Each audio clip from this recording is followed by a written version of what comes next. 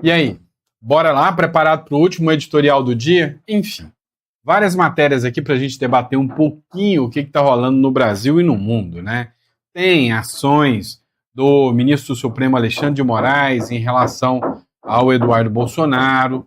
Tem agora uma estratégia da esposa do Alexandre de Moraes para fugir da Lei Magnitsky.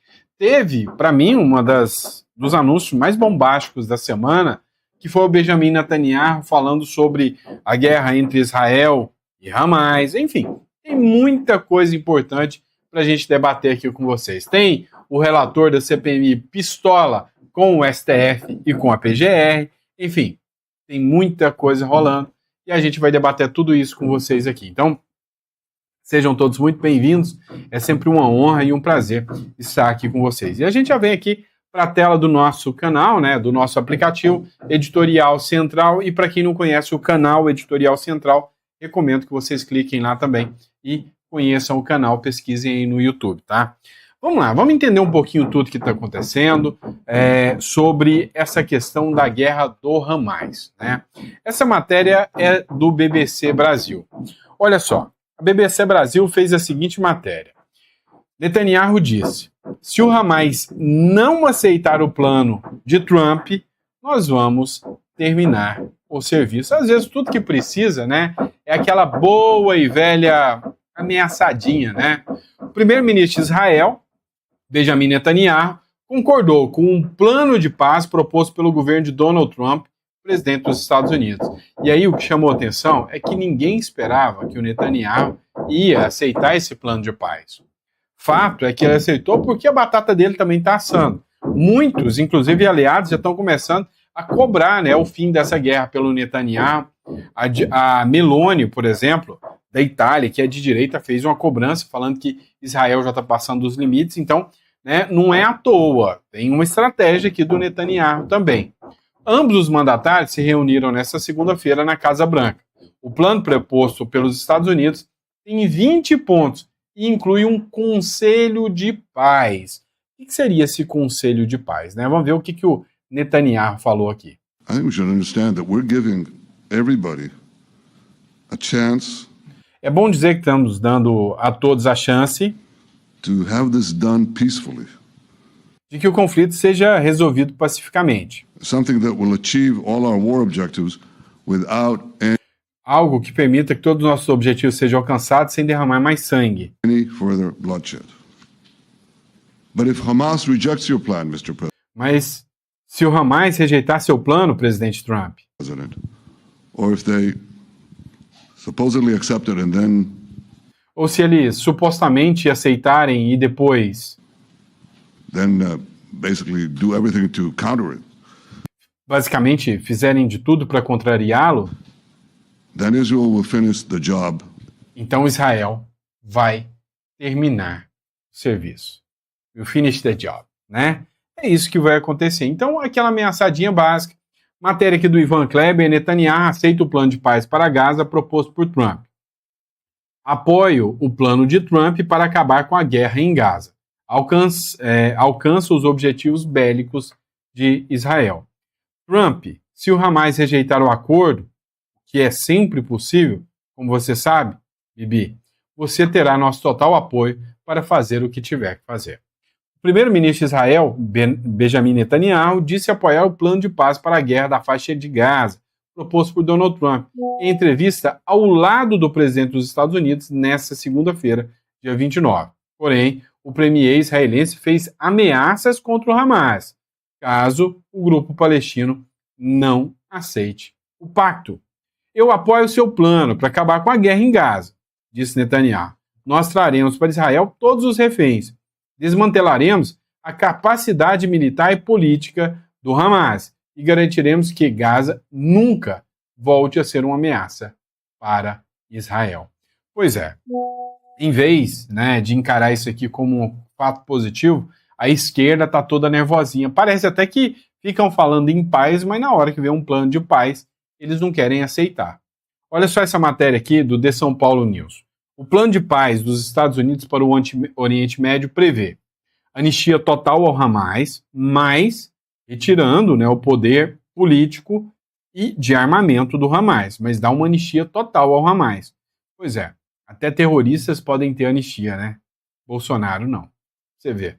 Estado palestino, né? Vai ser feita a criação do Estado palestino, um conselho que vai ser presidido pelo Donald Trump e uma nova governança em Gaza, ou seja, eleições democráticas para que o povo escolha. E os Estados Unidos e Israel aportarão dinheiro para a reconstrução de Gaza. Enfim, né?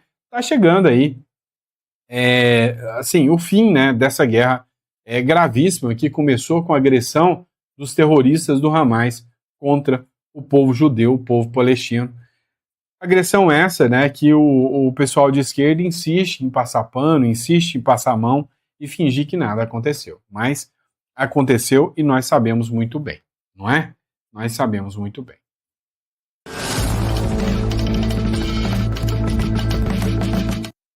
Vamos lá, pessoal, dá uma olhada nessa matéria. Tarcísio de Freitas, enfim, hoje visitou o Bolsonaro. Pediu autorização, isso aí já estava marcado há mais de uma semana. Teve alguns desencontros no meio do caminho.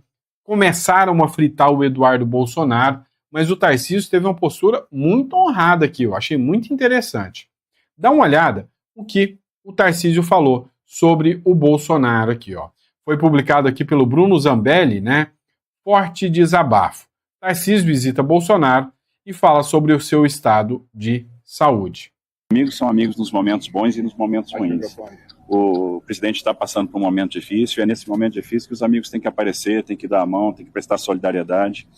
É muito triste ver o presidente na situação que ele está, assim, a gente conversando e ele soluçando o tempo todo, né? Isso ainda é consequência das várias cirurgias que ele fez, consequência do atentado covarde que ele sofreu, que quase ceifou a vida dele, não ceifou pelas mãos de Deus, e o presidente ali, né, tirando força, sofrendo muito. Então a gente está aqui para prestar nosso apoio, prestar nossa solidariedade, para estender a mão, sem nenhum tipo de interesse. A gente vai estar aqui do lado dele sempre, né, para dizer, estamos juntos, sou grato a tudo, presidente, pelo que você me fez, pelo que você me proporcionou. Você vai sempre contar comigo, você sempre vai ter aqui na minha pessoa um amigo. No momento bom, no momento ruim, o momento é ruim, nós vamos estar juntos, independente de qualquer coisa. E vamos continuar lutando pelo Brasil. Governador, o senhor tem sido uma das vozes ativas na defesa da anistia. A gente está em semanas em que esse texto vem sendo discutido. Imagino que tenha sido uma pauta dessa conversa também. Como é que continua sendo a posição do ex-presidente e também a do senhor? Olha, não foi pauta não, por incrível que pareça, a gente não conversou sobre isso. Mas eu quero dizer que eu já coloquei a minha posição claramente. Defendo a anistia como fator de pacificação, acredito na paz dialogada. Acredito que é um remédio que foi usado em outros momentos da nossa história. A gente pode citar diversos momentos da nossa história. A gente pode se lembrar da Emenda Constitucional de 26 de 1985, que convocou a Assembleia Nacional Constituinte, que dava força da anistia que veio em 79. A gente pode falar da recepção da anistia no texto constitucional, na DCT, que traz a anistia, estende o seu período de 46 até a promulgação da Constituição em 88. A gente pode falar do artigo 5º, que trata daqueles crimes que são suscetíveis de graça à anistia indulto, que é o crime de tortura, o crime de terrorismo, o tráfico de drogas ilícitas e afins, né, os crimes hediondos, e fala de ações de grupos armados contra esse Estado de Direito e trata isso como crime imprescritível, inafiançável, mas não suscetível de graça no indulto. A gente pode trazer o papel do Congresso, estabelecer o tipo penal, e esse tipo penal pode ser revisto pelo mesmo Congresso. Então, teria vários argumentos jurídicos para dar, mas eu acredito que sim, é um caminho de pacificação. Acho que muitas pessoas que estão presas não sabiam exatamente o que estavam fazendo, já cumpriram a pena, já entenderam, né, que toda a depredação é deplorável, é condenável. O que aconteceu no 8 de janeiro é deplorável, é condenado. A gente não pode estimular esse tipo de coisa. E não é falar de privilegiar, eventualmente, uma reincidência ou uma impunidade. Não é nada disso. É conquistar um caminho para a paz. Eu acho que a sociedade merece esse caminho de paz. É uma opinião pessoal. A gente sabe que é uma opinião dividida. Não há uma convergência nesse tema. Tem pessoas que concordam, tem pessoas que discordam. Eu tenho a minha opinião. A minha opinião. Pois é. Além de tudo, ainda tirou um tempo aqui, né, para dar uma aula para o próprio STF, né, sobre a questão da anistia, falar que, olha, mas a ação do Bolsonaro não cabe, a anistia cabe sim, todo mundo sabe que cabe. Olha só, matéria da Folha de São Paulo também tratou desse assunto. Após visitar Bolsonaro, Tarcísio disse que disputará a reeleição e que a redução de penas não é suficiente. Pois é, o Tarcísio jogou limpo aqui, né?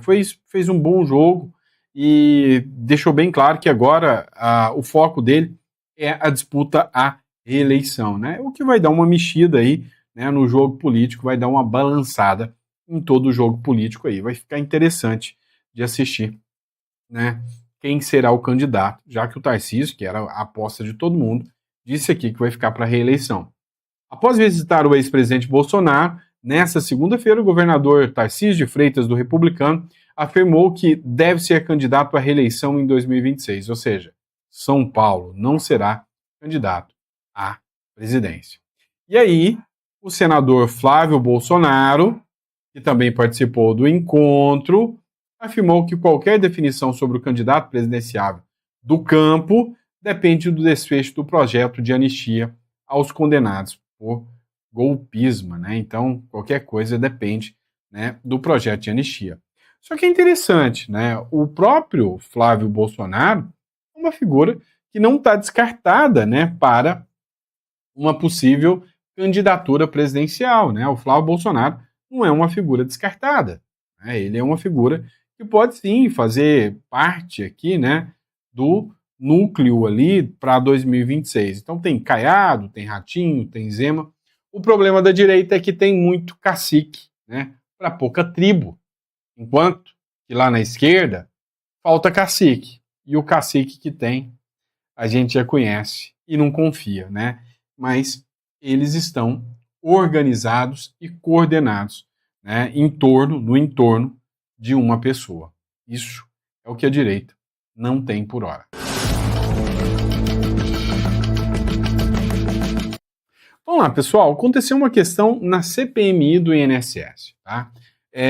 Teria oitiva de algumas pessoas, inclusive, na CPMI do INSS, onde o STF deu habeas corpus e negou, né, o comparecimento dessas pessoas para a CPI. Isso causou um certo impacto aí, né, um certo incômodo em relação aos congressistas, inclusive, principalmente, né, ao relator da CPI do INSS. E aí ele mandou um recado, porque o PGR também pediu o arquivamento do pedido de prisão de um dos sócios da figura que ficou conhecida como careca do INSS.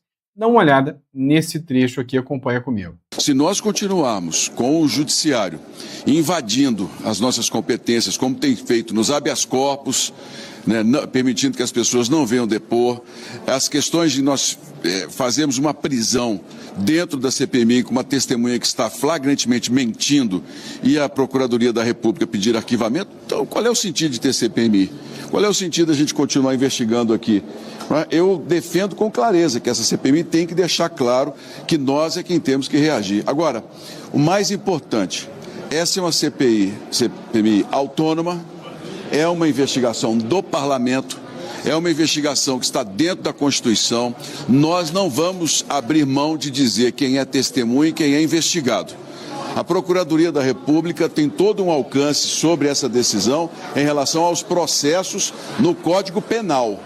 Dentro do trabalho do Parlamento, somos nós quem decidimos e eu, como presidente, vou dar continuidade ao trabalho, vou continuar conversando com os líderes, com os secretários de advocacia do Senado, porque nós é quem vamos fazer a investigação, independentemente de qualquer decisão que venha em relação à Procuradoria da República, e vamos continuar lutando.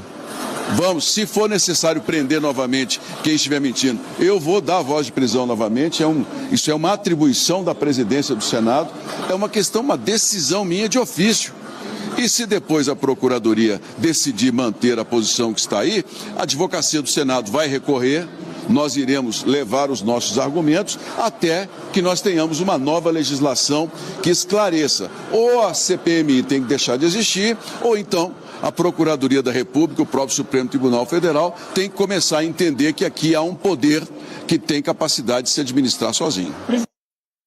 Pois é, né? Essa briga aí com relação a avanços de poderes, né, ações tomadas, né, que interferem nos demais poderes, essa já vem acontecendo há muito tempo, né? Há muito tempo essas medidas já vêm ganhando força aí, né, em relação ao STF, né, e ao próprio aí também o próprio PGR também, né, causando aí confusão, né, e conflito em relação aos poderes, né, do PGR e do STF invadindo, né, a seara do Senado. E esse caso da CPI aí ainda vai dar muito pano para manga, né, ainda vai ter muita gente forte vinculada a isso aí, pode ter certeza que isso vai dar muita dor de cabeça, muita dor de cabeça mesmo.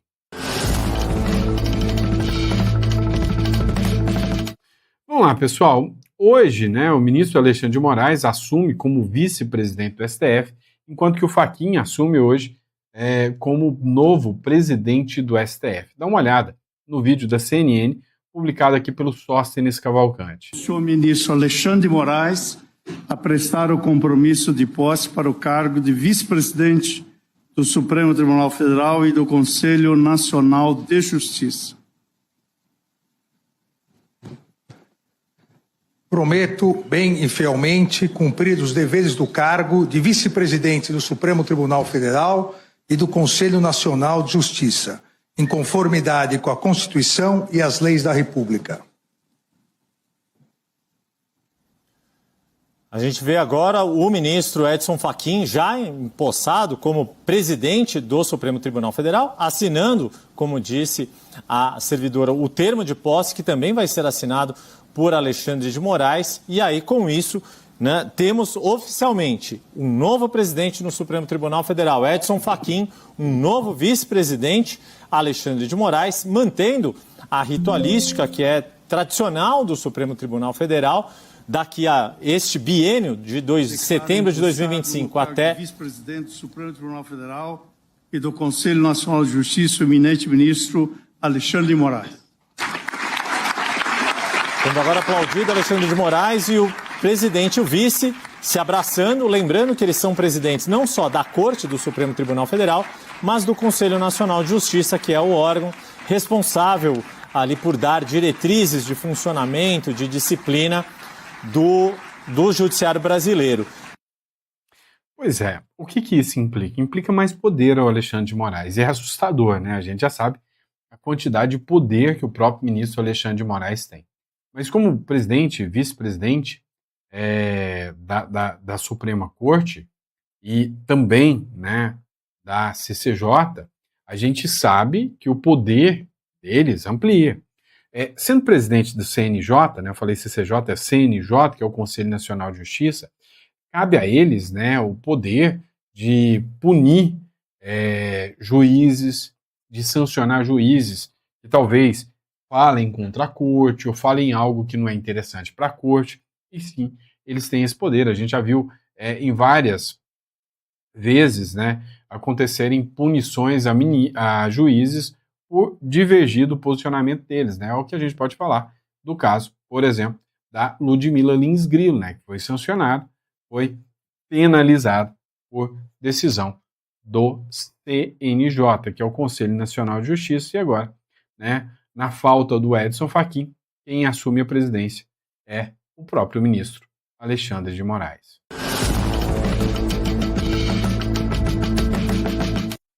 Pois é, pessoal, isso aqui está dando uma repercussão tão grande, né? Barroso anuncia retiro espiritual para avaliar se ficará ou não no STF. Ele não descartou a possibilidade de sair do STF. O ministro alegou que, apesar de manter boa relação com colegas do tribunal, sente que pode ter concluído um ciclo. Vou fazer um retiro espiritual em outubro, uma semana, e vou decidir. Eu gosto do STF.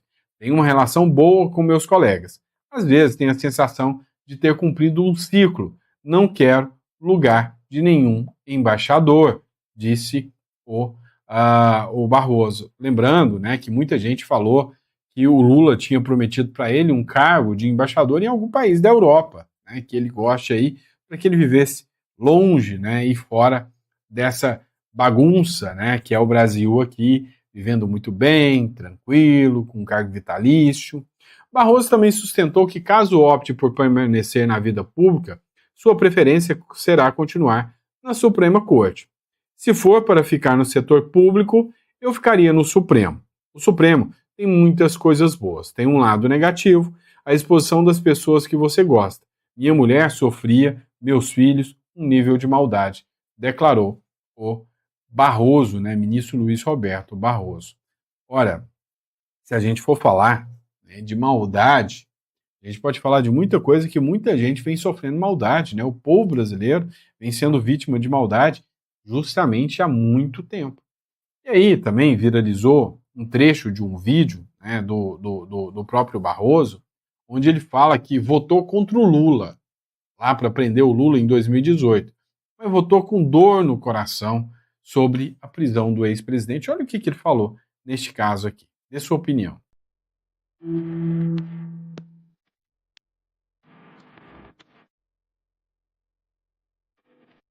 Eu vou te dizer assim, o presidente Lula, primeiro ele é uma pessoa muito agradável e muito carismática. Eu vou te dar um exemplo na minha vida pessoal. Logo depois que ele se elegeu, ele veio na minha casa antes de tomar posse. Ele fez uma visita e conversamos.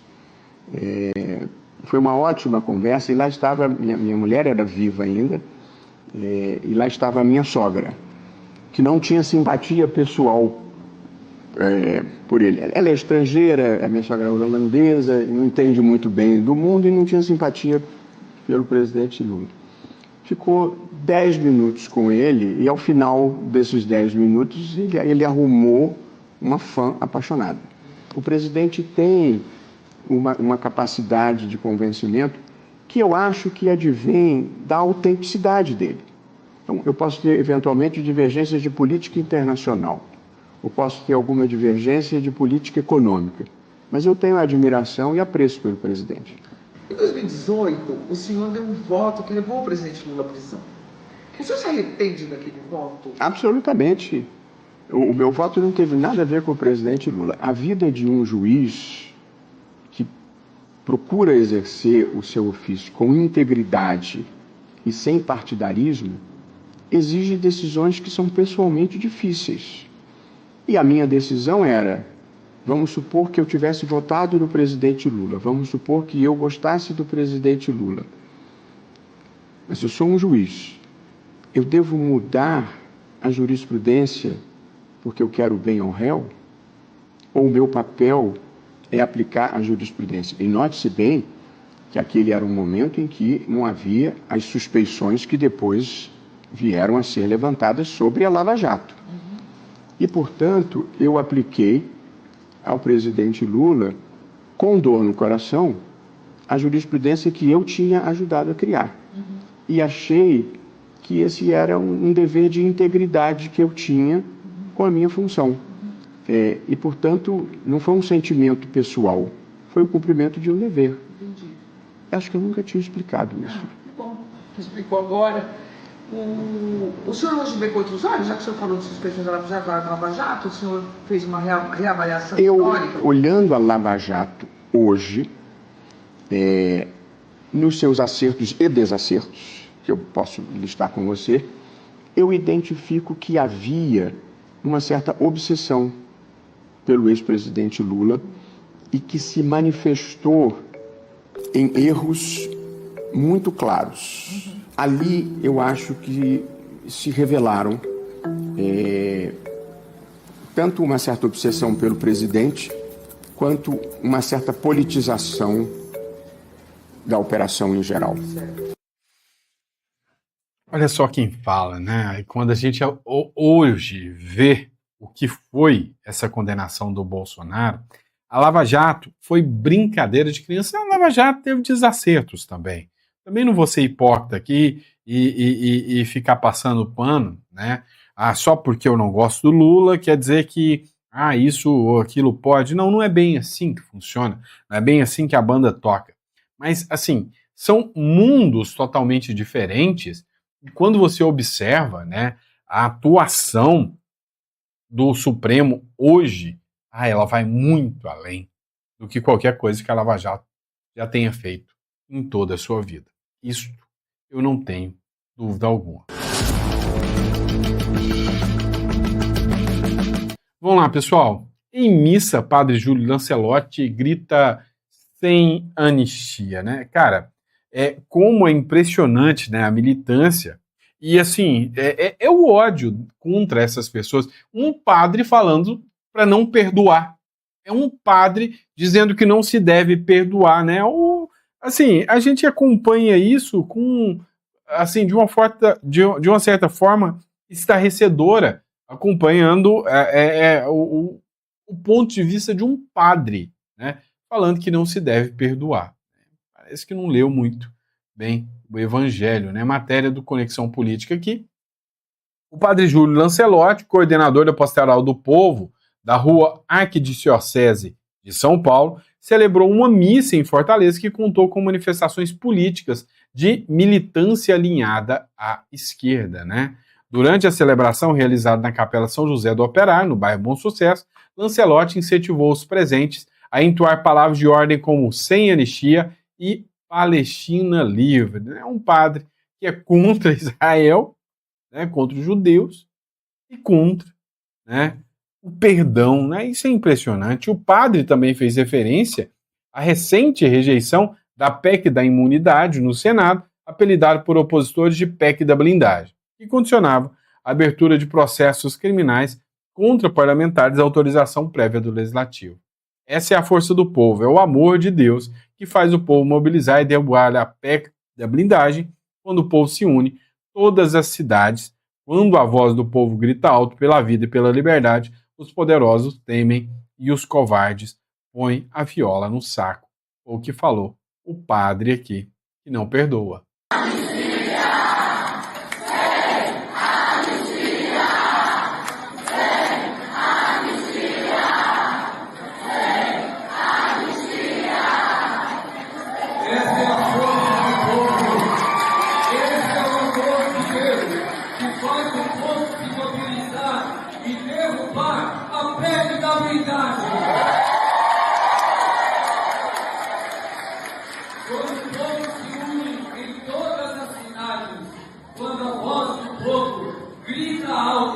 Pela vida e pela liberdade, os poderosos tremem e os covardes põem a viola no saco. Não passarão!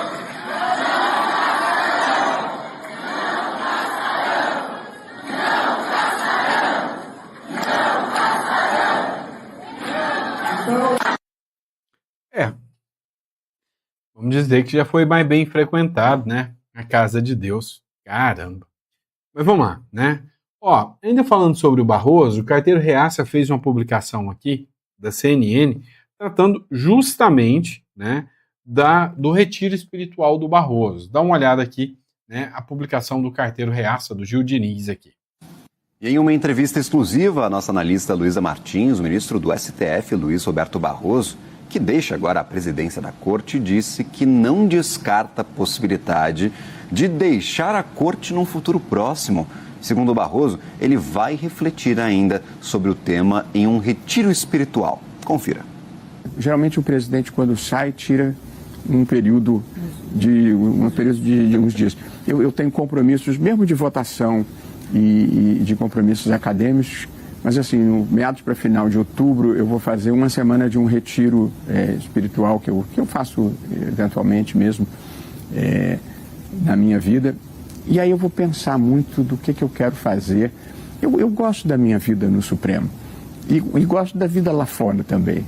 Então eu peso muito o papel importante que eu acho que posso desempenhar ainda no Supremo com os meus colegas e um pouco a vida que eu gostaria de viver com família e enfim, aproveitar. Então, eu verdadeiramente, nesse momento, eu vou fazer uma reflexão muito profunda do que eu quero fazer. Estou sendo absolutamente franco com você. Eu não desconsidero a possibilidade de sair, mas eu não bati o martelo nisso ainda. Pois é, né? Ainda não bateu o martelo ainda, né? O povo brasileiro, se pudesse escolher, eu acredito que já bateria muito bem o martelo, tá bom? Obrigado, pessoal. Espero que vocês tenham gostado do nosso editorial. É sempre um prazer e uma honra poder estar aqui com vocês, batendo mais um papo. E a gente volta, né, amanhã de manhã com mais um editorial para vocês. Um grande abraço.